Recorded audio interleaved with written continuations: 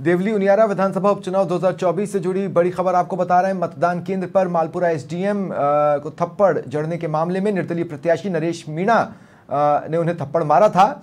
इस पर नरेश मीणा का बयान आया है। उन्होंने कहा कि समरावता को देवली से हटाकर उनियारा उपखंड में ग्रामीणों ने जोड़ने की मांग की। समरावता के ग्रामीणों ने मतदान का बहिष्कार किया था। 4 घंटे तक किसी भी अधिकारी ने सुनवाई नहीं की। उन्होंने कहा आंगनबाड़ी सहायिका को प्रशासन ने धमकी देकर वोट डलवाने का दबाव बनाया था। चित्रा मीणा के मना करने के बाद भी अधिकारी नहीं माने, जिसके बाद विवाद में एसडीएम के साथ घटना हो गई। एसपी, डीएसपी, एडीएम टोंक समेत आला अधिकारी भी मौके पर पहुंचे। एसटीएफ, आरएसी और पुलिस का भारी जाब्ता तैनात किया। नरेश समर्थकों का भी भारी जमावड़ा मौजूद रहा।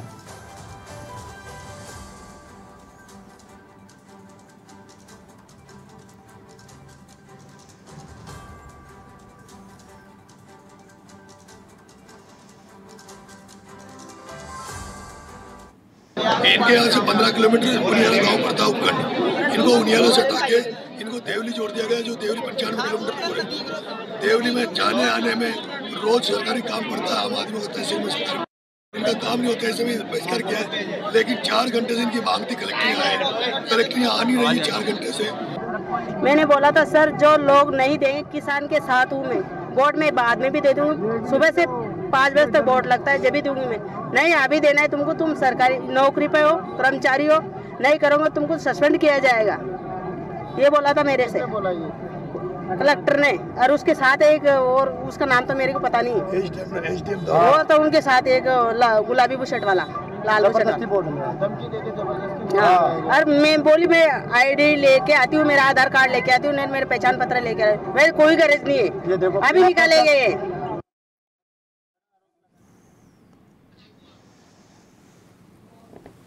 और ज़्यादा जानकारी के लिए बात करेंगे सहयोगी अजय कुमार से। अजय, जो नरेश मीणा ने बयान दिया है उसको तार्किक आधार पर समझाने की कोशिश कीजिए।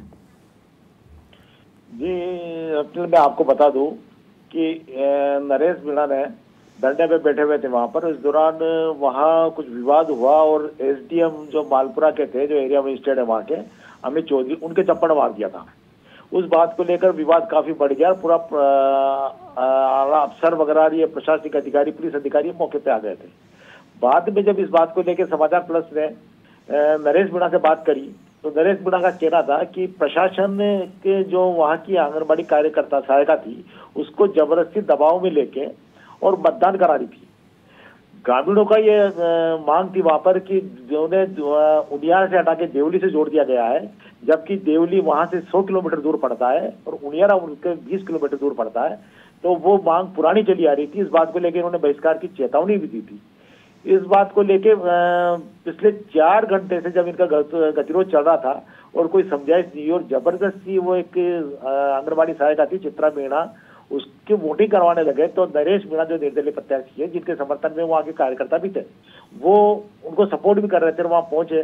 और जब उन्होंने इसका विरोध किया तो कुछ बात बनी, उन्होंने एसडीएम को थप्पड़ मार दिया। जी, कहने का मतलब यह है अजय, अगर साधारण शब्दों में समझा जाए तो अव्वल तो ये कि किसी भी राजनेता को अगर मतदान का बहिष्कार हो रहा है तो आगे जाके लोगों को समझाइश कर ये बताना चाहिए कि भाई मतदान करिए, आपकी समस्या का समाधान तो इससे निकलेगा। ये नरेश मीणा करने को तैयार नहीं थे। दूसरी बात ये कि अगर कोई सरकारी कर्मचारी, उसका तो उसके लिए तो ये डबल ड्यूटी है, उसको तो मतदान में पार्टिसिपेट करना ही है। वो क्या मैसेज देना चाहता है? वो एक ऐसे सिस्टम का हिस्सा है जो सिस्टम मतदान सर्वोपरि, मतदान सबसे जरूरी है, ये बताने के लिए दिन रात एक किए होता है। वो बैठा हुआ है और उसको अगर अधिकारी बोल रहे हैं कि जाके मत डालो या जाकर अपने मताधिकार का इस्तेमाल करो, तो उसको वो दबाव महसूस हो रहा है। और नरेश मीणा ये कह रहे हैं कि नहीं, वो उसकी जगह सही है, उसको मत वोट डालने दो। जी बिल्कुल, ये बात सही है कि जो राजनीति से जुड़ा हुआ आदमी है और उसको समझाइश करना चाहिए कि इस तरह की बात नहीं होना चाहिए कि प्रशासनिक अधिकारी के ऊपर इस तरह का हाथ उठाए या कोई बात करे।